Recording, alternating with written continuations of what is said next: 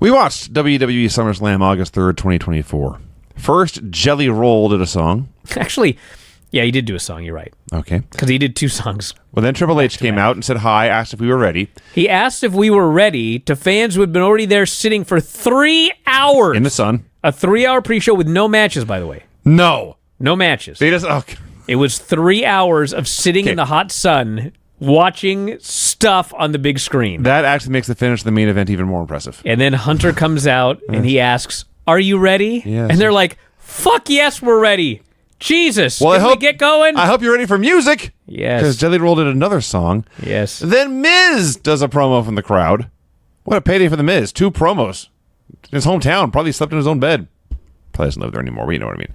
He does not live there anymore. Somehow, all of this, then the entrances for the next match happened, and somehow the bell rang only 14 minutes into the show. That's a lot of stuff going on for 14 minutes, but they got it all done. So it's Rhea Ripley versus Liv Morgan. The match is very simple. Rhea's big and scary. Liv is small and weak and has been naughty while Rhea's been gone, and now Rhea's here to kill her. But a tragedy befalls Rhea when she suffers a separated shoulder. Not the last time we'd see a shoulder injury on the show. Yeah, so she's coming back from a shoulder injury, which occurred when her and Liv were brawling backstage, and Liv did the spot they do in every brawl ever, which is she threw her into a wall, and Rhea legitimately injured her shoulder. And I still believe that she probably could have just kept the title and taken a little time off and come back, but I think they realized, actually, this is a great way to get the belt off Rhea without beating her, do an entire summer-long storyline to pay off at SummerSlam. And so her first match back here, Liv throws her into the corner post, and Rhea sells it as if her shoulder has been thrown out of the socket. And in this match, I thought, okay, well, that's pretty cool. She did a great job selling, and it was a story of the match or whatever. But I swear to God, there were 7 matches on the show, and in 5 of them, they did this exact same spot. Thrown into the corner, sell the... Even the Braun Breaker match, the next match with Braun, it wasn't that he just hit the post. He also sold his shoulder for half the match. So there was too much of that on this show. We need Tim Flowers there to help agent these matches. That would, something. So, Rhea bonks her own shoulder back in a joint by crashing into the announce desk, and everyone knows Liv is dead now. Crowd is chanting, "Mommy, mommy, mommy." So they get back in, and then Rhea hurts her shoulder again, and so she's screwed again. So Liv gets out of the ring and grabs a chair. She gets back into the ring, and Liv and Rhea and the ref all just stare at each other for a while. Rhea walks over to the corner post, slams her shoulder back in a joint for the second time in the match, walks up to Liv, boots her, and hits a riptide. That's not the finish, of course. Excuse me, it's not the finish because the crowd wants Rhea to use the chair. The chair is still in the ring. And the crowd wants her to use it.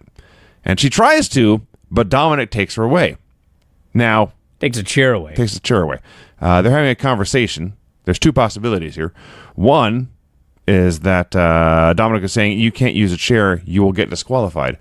2, equally plausible, considering they're in a long-term relationship, and I've seen what happens when men say this at key emotional moments. He may have told her she was overreacting. That may have been the wrong thing to say. So Liv bonks them together.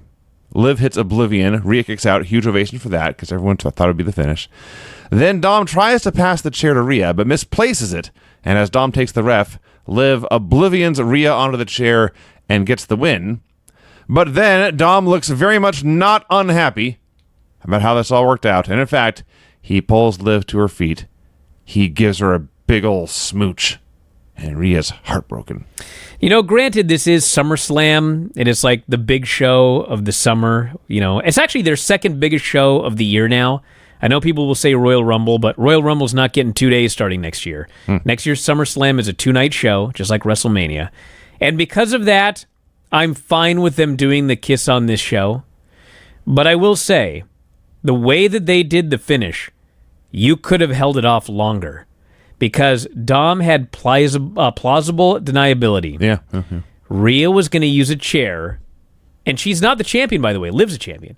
She was going to use a chair. She would have been disqualified, and she would not have gotten her title back. So Dom grabbing the chair Was he trying to prevent her from being disqualified? Or was he trying to protect Liv? You don't know. And so that plays into the storyline they've been doing for months. Is Dom doing this on purpose or not? And then you slide the chair into the ring. The wrong person gets it. Plausible deniability again. So the actual finish, I thought, this is quite great. We don't know if Dom meant to do it or not. And then he grabs her and kisses her. And it's like, okay, well, now we know. So they did finally pay it off. It is time. It's about time. And the story of this show was the end of the Judgment Day. Spoilers, dude. It is. Priest is gone. And it's definitely the end. And Rhea's gone. Yeah. Finn is a heel. Truth is gone. We don't know about this idiot Carlito for now. We'll find that out later. But I thought this was a very good match. So we cut backstage where Judgment Day is having a meltdown. Priest wants to know if Finn knew what was going on. Finn says, of course he didn't. Instead of standing here looking at each other, he says, the three of us will go look for Dominic. You prepare for your title match. So I wonder if Finn did know what was going on. That's a good question. Because if you guys remember, you don't watch the show, Vinny. Okay. Oh, the key card. Yes, yes. There was while they were doing this storyline, and everybody thought that Liv and Dom, maybe something was up, there were several shows where, Finn snatched the key card to Liv's hotel. Finn did this or that. And so at that point, the question was, well, is it really going to be Dom or is it going to be Finn? So now it could be that there is a new Judgment Day, and it is Liv Morgan, Finn, Dom, and I guess whoever else. JD. Maybe JD will be in there. He'll have to be. He's half the tag team champions. Yep. So I think that probably Finn did know all along. Braun Breaker versus Sami Zayn. They did not go out there to have a great match. They went out there to give Braun Breaker a dominant win. 5 minutes. Yeah. And Braun won for at least 430 of them. Yes. Yeah, I do have to say that, and that's what happened. He speared him, he pinned him. Yeah. And I do have to say, this was not a squash match, but when they did this match last month, this is what I thought it was going to be. And instead, they did a back and forth, long, good match that Sami Zayn won. So, after watching this match, which was Braun dominating him and pinning him clean in the middle in dominant fashion, I kind of was a little more mad because I was like, why the fuck didn't you just wait a month and do that here? Did you have to beat Braun Breaker last month? Yeah. Because this match made that other match seem like just a total waste of time. It was like, I don't know. I mean, it was whatever. It was what it was. Braun's, it's the Braun Breaker era, they said, and Rick Steiner was in the building. Rick and Scott were up in the stands in the Legends box. All happy. With Nash and Six Pack and DDP, a couple of the folks. Yeah. So, Sammy got some host spots here and there, Blue Thunder Bomb, and hit the exploder in the turnbuckle. But when he tried the Mafia kick, he got hit with a Spear of Complete Death, and Braun hit one more big spear and won. He is your new dominant Intercontinental Champion.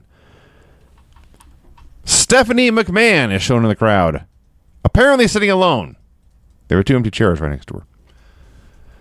Logan Paul versus LA Knight for the U.S. title. Thunderous boos for Logan Paul here in Cleveland and probably most places, actually. So, listen. Logan Paul is very, very good at pro wrestling. You don't have to like him. There's been a lot of really, really great pro wrestlers who were not, you probably wouldn't like them either. Wouldn't want to hang out with them. But as far as doing this job here, doing on entertaining wrestling matches, he's incredible. For his level of experience, he's actually honestly incredible. So he's booed out of the building. There's fuck you Logan chants. When he did a big giant moonsault, they cheered at first, then said, you still suck. And then the match keeps going, and it's great and great. And finally, like, this is awesome. They're chanting, this is awesome. So it's Logan Paul and LA Knight. It's a great match. Very basic, but great. And they did a table spot, but the table did not break. That table is cursed tonight, looking back at it. And LA is making his comeback, and it's all clubbering and stomping like straight out of Wrestling Challenge in 1986. And Logan Paul is out there just outshining him all the way around. They keep going back and forth. LA does his pop-up superplex, which turns into an accidental shoot top rope brainbuster. Oh, almost. They did turn it over at the very end. Jesus, that was scary. But this was a near-death experience here. So they're fighting outside the ring, and Jeff is in the crowd, one of Logan Paul's associates. So LA goes after all these geeks, which made Michael Cole as excited as I think I've ever heard him on commentary. Kick the hell out of the idiot Jeff! Kick his ass! He's screaming at the top of his lungs. But then MGK is also there. He passes brass knucks to Logan. Logan hits the brass knucks on LA. But he's greedy. Can't just go for the cover there. Has to try a buckshot. And LA is able to avoid the buckshot, hit the blunt force trauma to win the title. I thought it was a great wrestling match. Like it or not, Logan Paul is excellent at this. I thought this was tremendous. A really good match. I did in fact, maybe the second best match in the show. I did have one qualm, and that is that Machine Gun Kelly comes out. They note he's a local Cleveland guy, and so I thought, okay, well, what's going to happen is, he's going to hook up with Logan Paul at the beginning, but then at the end, he's actually going to help LA Knight win the title. He'll be the hometown hero or whatever. Instead, Machine Gun, he goes and he tries to help Logan cheat. And then, of course, it gets, countered and we get literally no selling brass knucks, which is kind of weird, by LA Knight. And then, he pins the guy, wins the title and everything like that. And at that point, I was kind of like, all right, whatever. Machine Gun Kelly, he was a heel, who cares?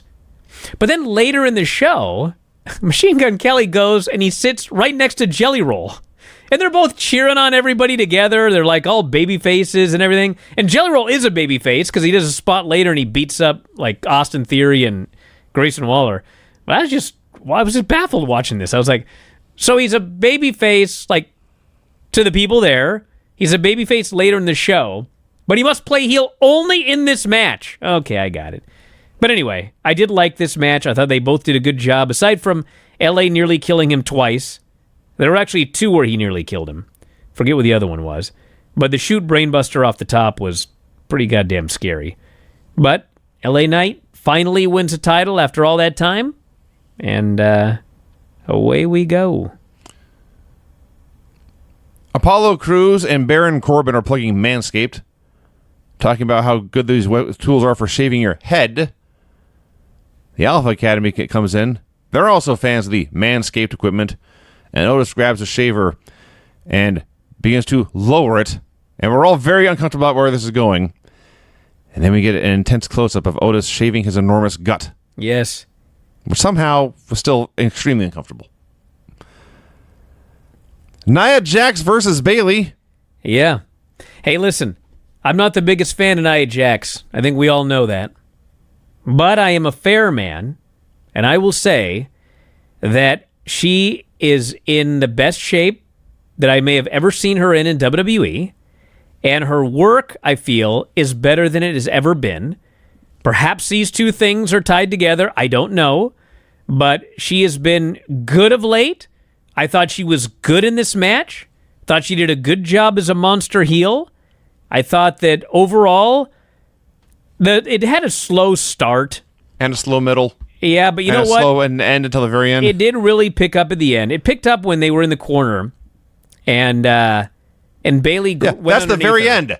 She went underneath her, and she power bombed her out of the corner. Like she lifted her up, and she starts walking. Yeah, power bombs. It's not like she just threw her out and Nia took it back. This crowd, yes, lost their mind. Bayley was carrying her across the ring. They chanted, "Holy shit!" They're going crazy. Bayley went up top, hit that flying elbow. Like they were totally into it at that point. Then they hit Tiffany's music. Place goes nuts for Tiffany. She runs down like she's going to cash in. Bayley clobbers her. But then she gets powerbombed by Nia. Powerbombed again. Hit with an Annihilator. Hit with another Annihilator. And pinned. Now, you didn't watch SmackDown, Vinny. I did not. But they had a tag team title match, which unfortunately Jacob Fatu was in. He won the tag titles.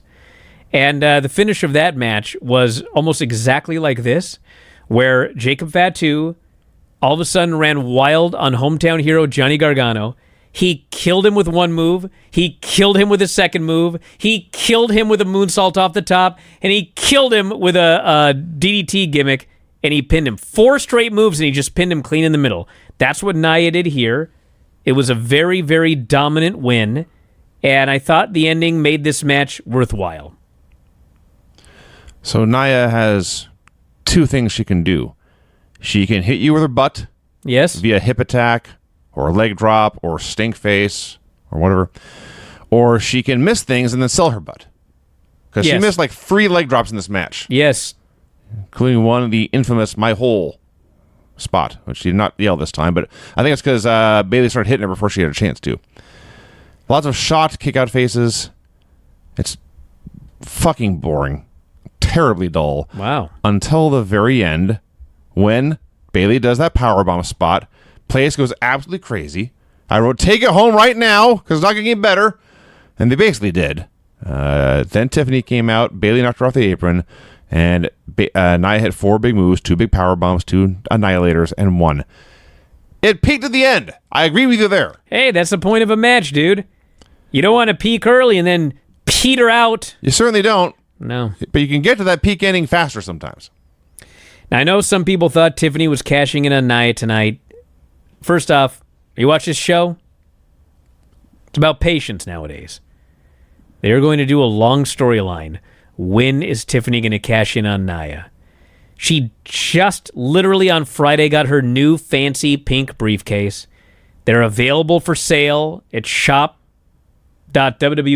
or whatever. And they're going to sell thousands of these before she finally cashes in. So I don't think it's happening soon, but it will happen at some point. Wrestler A versus Wrestler B with Seth freaking Rollins, the star of the show, here as special ref. Oh, God. I found reaction to this to be very polarizing online. Yes. Some people, if you are a fan of the WWE product and you like questions like whose side is he on, who's going to turn on who, can they coexist, can they trust each other, I bet you loved all this drama.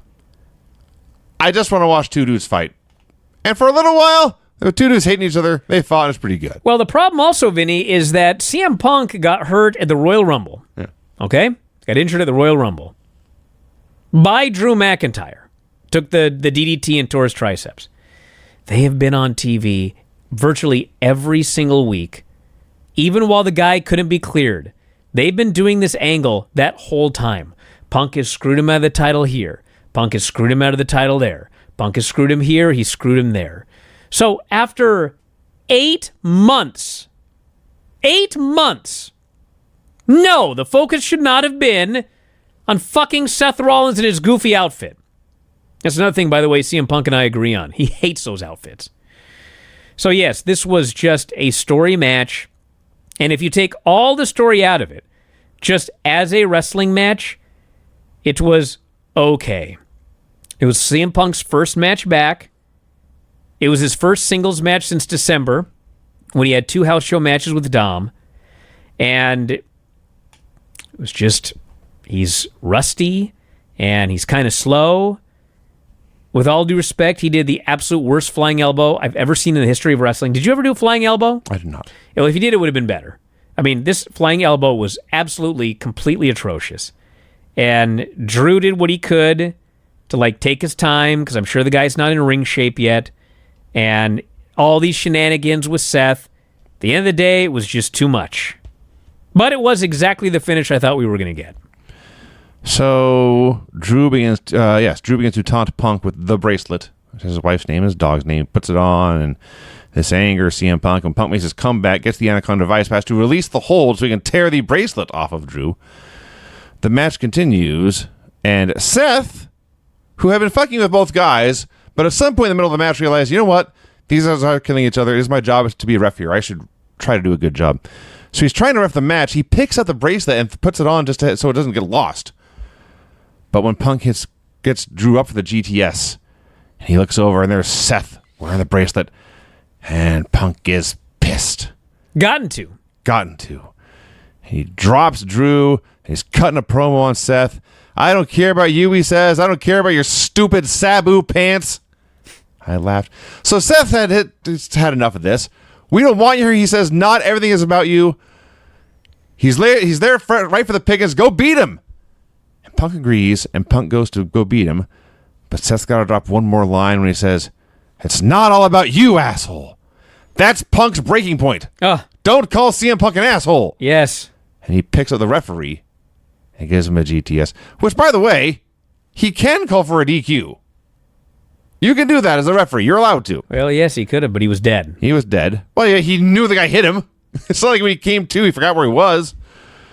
So, Drew punts Punk in the balls. Well, when he came to, Punk was dead. So he was like, fuck you. I guess so. Down to the pin. That's fair. That's fair. Yeah. So, Drew punts him in the balls and does something resembling a Claymore and makes a cover. And after a long delay, Seth recovers and he counts, and Drew McIntyre wins. And in the end, Drew got the bracelet back. Yeah, so the story of the whole feud is that Punk was trolling him. I don't know if Punk would like this story, but this is actually what happened. Punk trolled him. Punk was totally the heel in this feud as far as I'm concerned. And then finally, Drew got a hold of his bracelet. Punk was completely gotten to the point where he couldn't concentrate on the match. He only cared about his stupid bracelet, and he paid for it.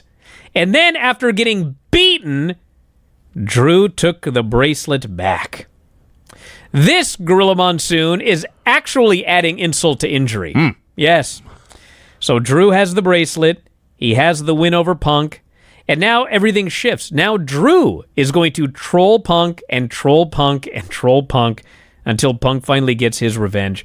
This story, I got to say about WWE, this is one of the big differences between WWE and AEW. And that is that in AEW, when someone gets hurt, the storyline just stops. It just stops. Like they're off TV until they can come back. And they disappear. You don't hear from them, nothing. CM Punk got hurt in January, and him and Drew continued their feud for 8 months. As Punk is unclear. He can't get in the ring. He can't do anything physical. They still kept this feud going for 8 months. And when these guys got in the ring, whatever you want to say about Seth and everything else, when they first got in the ring and stared each other down, this fucking place was going crazy. Like, finally, we're going to see these guys fight. That tells you what a great job they did with this story. And this finish was fucking perfect to continue this story on down the road, because now Drew, he has gotten the last laugh. He's beaten the guy and taken his bracelet. And Drew's gimmick is, I always tell the truth. And Punk's got a lot of truth that Drew can tell about him. That's going to drive Punk crazy. So I like this a lot. And I should also note, for those of you that care about this, which I found out today is virtually nobody, which if you're old like me and Vinny, it's kind of funny no one gives a shit about this anymore. Drew McIntyre is the lineal AEW World Heavyweight Champion. Is he now? He is. Because CM Punk beat Jon Moxley in a championship match. He won the title. Yes. Brawl out happened. He was suspended. Mm-hmm. Then they did whatever they did with the title. He came back with the belt. Mm-hmm. He said he was the real champion. He dropped one loss to Ricky Starks. He beat Ricky in a rematch, so he got his lineal title back. Yeah. He never lost a singles match again until today to Drew McIntyre. Drew McIntyre is the AEW World Heavyweight Champion. He's all elite. Yes. So there you go. How about that? I mentioned that on the board and on Twitter. Like, nobody gives a shit anymore. Like, nobody cares. When we were kids, that'd have been like, holy fuck, Drew McIntyre is a lineal AEW champion. Can you fucking believe it? It was a big Now deal. No one cares. A different age. It is. A different age. Finn Balor cannot find Dominic Mysterio. Tells us to Damian Priest. Priest apologizes for the way he behaved. He put his hands on Finn earlier. Finn also apologizes. They have all lost their cool. But the Judgment Day comes first. You said you don't need me out there, but if you change your mind, I'll be there for you. And Damian Priest says thanks. So one thing about this show that was a huge positive, up and down the lineup, I didn't write it down until here, which is why I'm only bringing it up here. If you're on the Peacock Premium thing, when the freeloaders are getting commercials, we in the past have gotten either more commercials of our own, or random, or totally random hype videos for people who are not on the show. Yes. This time, we got lengthy, several minute long, well produced, well thought out, well intended video packages hyping up the match we are about to see. Gigantic improvement. It is, and you know what? This show was 4 hours long. Okay, the actual main show was 4 hours long. And honestly, it kind of felt like it, but they've done 4-hour shows before that have felt like 9 hours. Right. And this was not one of them. They had 7 matches. And there was some downtime in between each of the matches, but it was just some. It was like the match ends, here's a quick angle, here's a video package about the next match you're going to see, and then here's the match. It flowed so much better and did not feel like an excruciatingly long show like they have in the past. So that was a big improvement.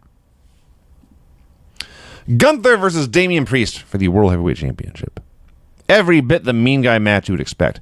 In fact, Actually meaner, I would say. for the vast majority, the meaner man was Damian Priest. Yes. He slices Gunther open with a chop. He's kicking the snot out of him. He appeared to be the harder hitter for the vast majority of this match. And you know what? That match with Jericho and Minoru Suzuki, where Jericho got chopped like 100 times or whatever, and he was bleeding all over. Yeah. You know, I've had people insist, like, I saw the blade. Like, he cut his chest. I see, yeah. But you know what's funny? I mean, I presume he probably did or whatever. I didn't see the blade, but I wasn't looking for it.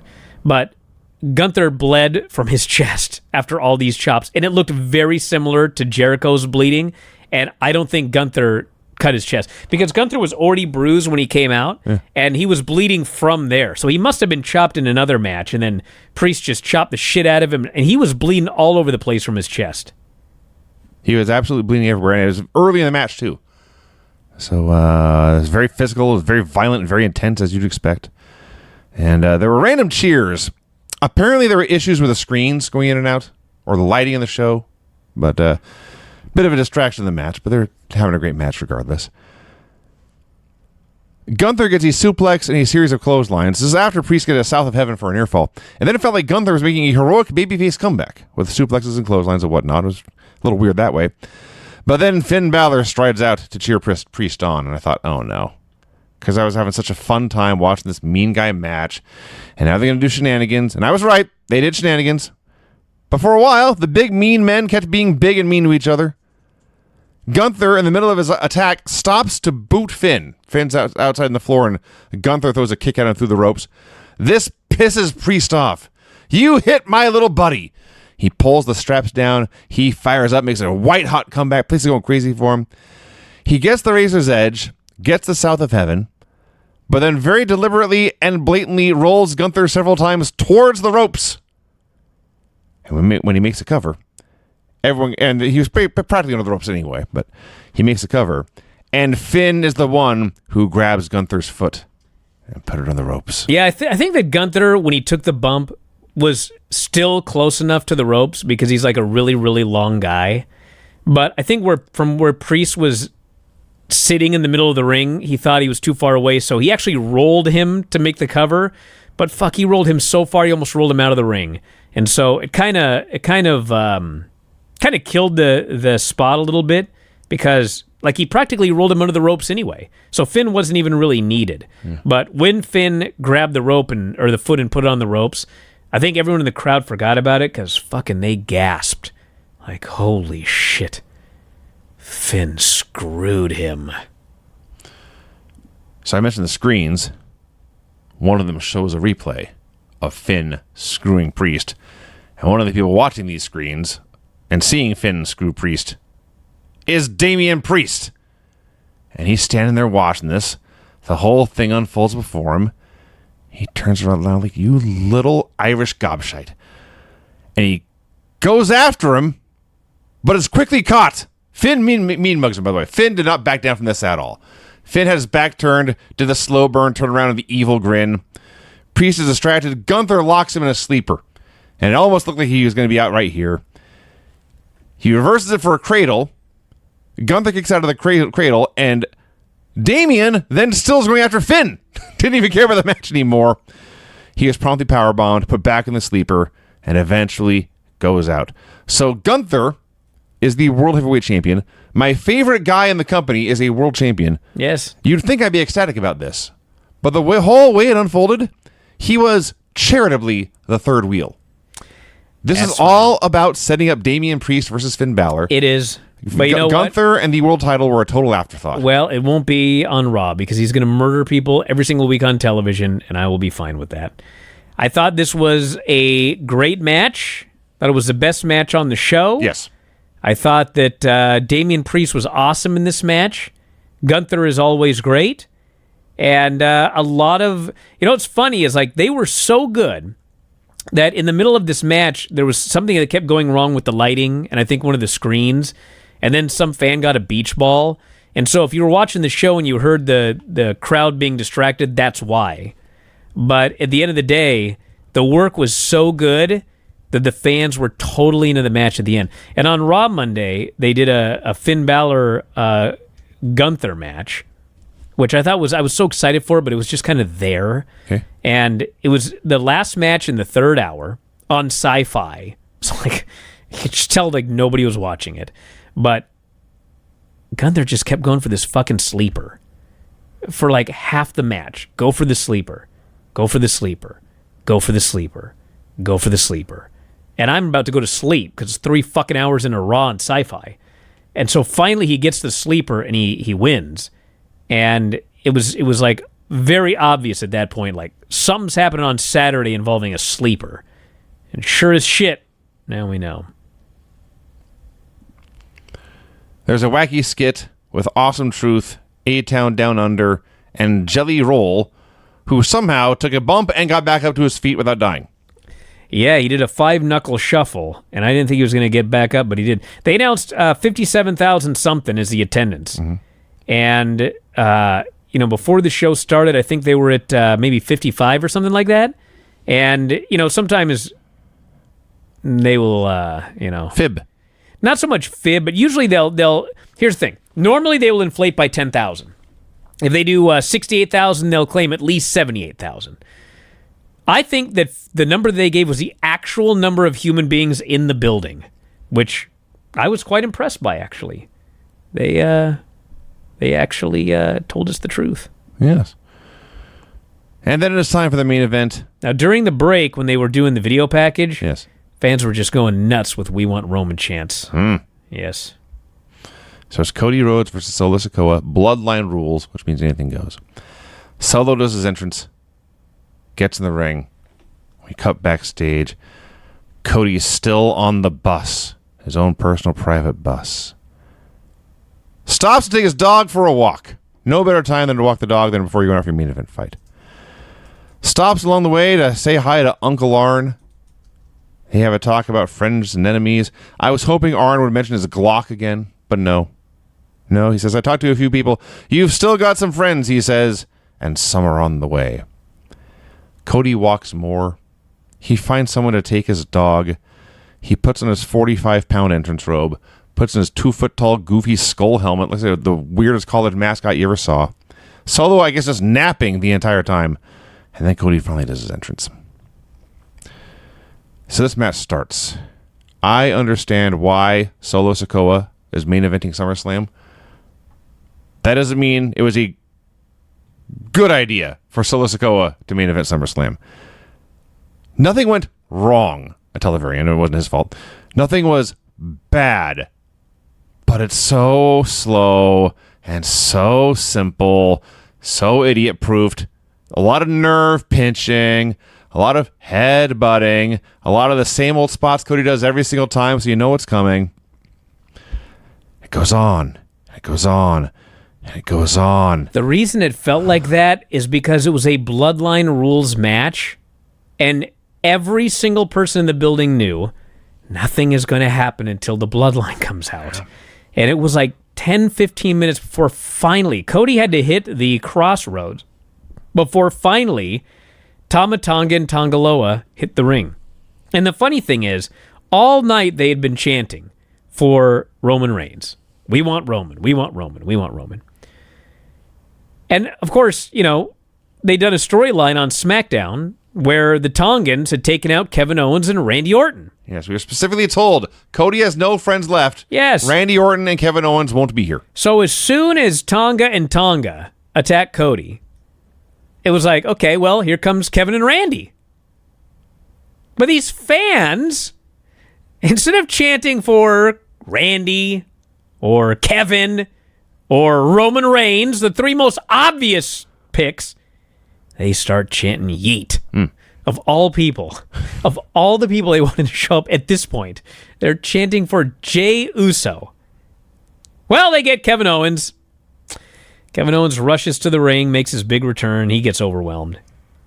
And then they hit Randy's music. So apparently Randy and Kevin were like in the back, on the bus. Sure. And these two dudes jump Cody. And Kevin and Randy are like, all right, well. Randy goes, you got this, Kevin. Just sent him down. He didn't want to get off the bus. Thought Kevin would handle it by himself, him and Cody together. But turns out that didn't work out that way. And so then Randy had to leave the bus. And so he jogged calmly down that long-ass aisle, and he's high-fiving fans. We need to emphasize hey, what's going on, guys? It's a big, giant NFL football stadium. Oh, yeah. It was a long way to get to that ring. He was in no hurry. He was in no fucking hurry. I think if I check the TV now, he may still be jogging in Cleveland. He sauntered his way down, high-fiving the whole way, and the place going nuts the entire time. I mean, he didn't need to sprint. And he gets in the ring, and they run wild, and eventually they chase the dudes away, and it's briefly back to one-on-one again. And again, when it's one-on-one, like, I don't know what everybody else thought, but it's obvious. Okay, well, we're going to do a few spots. We still have someone else that has to come out, Jacob Fatu. So I'm just waiting, and you could tell, I think most of the fans knew that as well, because they're doing near falls, and nobody's buying these near falls, because they know Jacob Fatu still has to come out. And finally he did, and then shit went awry. So Jacob Fatu is running wild. He looks great. It occurs to me, Jacob Fatu should have been in the SummerSlam main event, and Solo Sikoa should have been interfering. Well, he's going to be in a main event at some point here. It's very obvious watching TV. But it would have been better tonight. Until the very end, when he lays Cody across the table, and faces chanting, we want Roman, we want Roman. They don't get Roman. They get Jacob doing a top rope splash through the table and immediately hurting his leg, as we have discussed. And he's screaming in pain. He's grabbing his leg. He is from his knees tossing these chairs around, the big sturdy office chairs. These are not light things to toss around. He's a powerful man in great pain. He's tries to stand, collapses again. And God bless Solo. He was doing his best, but he was absolutely deer in the headlights here. No idea what to do. And Jacob, for all we know, a broken leg or whatever, is screaming spots at the top of his lungs, telling him what to do. Get in there with Cody and do some stuff. Well, the problem is, I mean, it's one thing when someone gets hurt and you got to improvise something. But this is like the key moment of the match. Yeah. The whole point of Roman returning was because they were going to double team and kill Cody. And now, there's no double team. It's just one-on-one. So it's Cody and Solo one-on-one, and everyone, by this point, it's very obvious how this is going to end. And I assume it was Cody who thought of this on the fly. Like, if the least we can do is do a double down, and then we don't know who Roman will help. So he hits a Cody cutter. They're both down. Roman Reigns' music hits. Now, you've probably guessed by now, I was not as big a fan of this show as Brian was. It was a very long show, and I thought a lot of it could have been edited out or cut out to make it better. But let me tell you something. When Roman Reigns' music hit, probably in all seriousness, there have never been this many happy people in that specific NFL stadium. Yes. Bro. Says a lot about the Browns, but they fucking screamed so loud. Yes. That the audio was like fucked up. Like they screamed so loud that the mics were all weird. You could hear it. It was just like this weird noise because they were peaking like all of these. It was just, they were fucking so crazy when this guy showed up. And he's known for his own long entrances. Thankfully, he didn't take that long tonight. Hits the ring. Superman punch for Solo. Spear for Solo Sikoa. He stares Cody down like he's not sure about whether or not to leave this guy out or not. But he leaves. And Cody hits a crossroads. And man, people went crazy for this finish. But it took forever to get there. Well, that's a Bloodline Rules match, brother. And Cody gets the pin. Roman outside the ring looks at Cody. He nods. Place goes nuts. We got a new Mega Powers. We do. Roman Reigns and Cody Rhodes. It's too fucking bad that Fatu got hurt because there's not a lot of matches, tag team matches that you could headline a pay-per-view with. But fucking Roman Reigns and Cody versus Jacob Fatu and Solo? no, Tonga. Oh, yeah. Tama Tonga. Oh, the champions. For yes. the tag team Right, championships. You could headline a pay-per-view with that match. And it's probably the early word that I heard, and they did, I've seen people say, well, Jacob Fatu, he walked to the back, kind of. He had somebody literally carrying him halfway to the back. He limped all his way up the aisle. I've seen guys suffer career-ending ACLs who walked off the field. Yes, too, so. he's probably. We're going to be getting probably Tama Tonga and Tongaloa as your tag team champions now.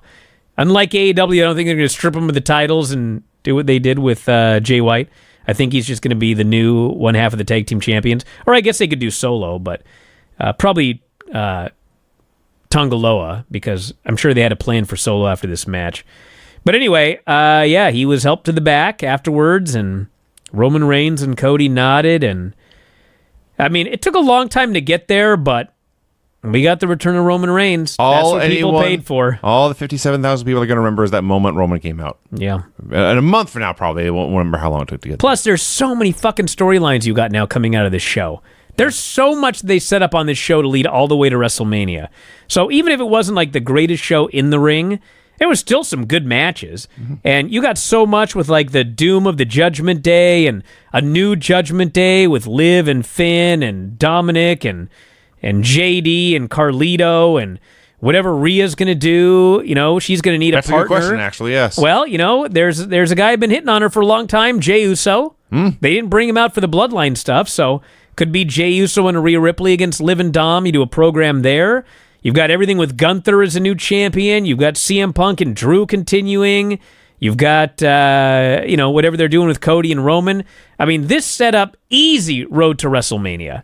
So I thought this show was excellent overall in terms of booking and a good show, wrestling-wise. So good SummerSlam, I would say. All right, we got to wrap it up. I'll be back later on tonight with Dave. And then I will not be on... Oh, wait, what's today? Saturday? It is Saturday. Don't worry about it. All right. Talk about the rest of it later. Right. But anyway, this is the Weekend Brian and Vinny